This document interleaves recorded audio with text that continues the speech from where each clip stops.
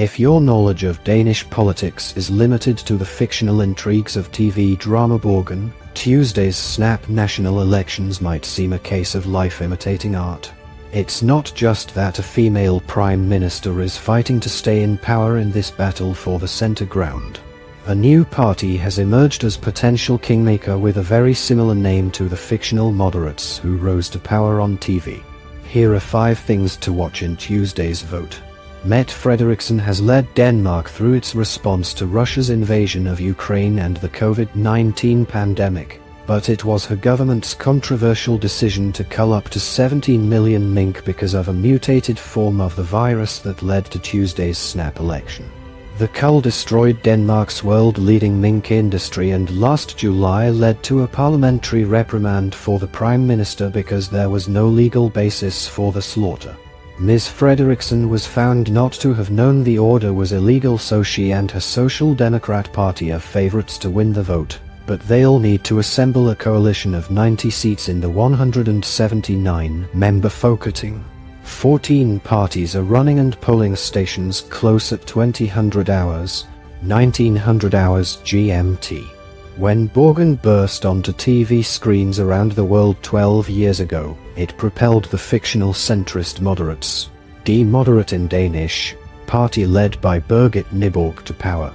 In Tuesday's election, a new party also called Moderates but with the more colloquial Danish name Moderaten is aiming to become kingmaker.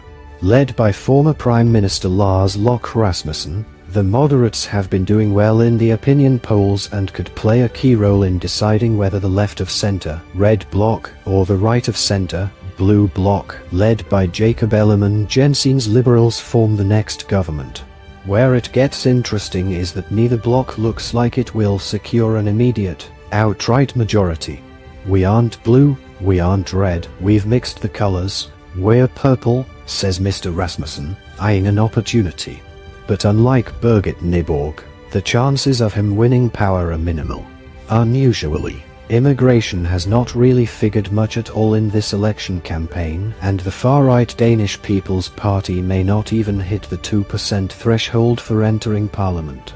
That doesn't mean it's not still relevant in Denmark, just that healthcare, rising inflation and security are considered far more important. All the main parties have backed a deal with the Rwandan government to look into sending asylum seekers to Rwanda for their applications to be processed.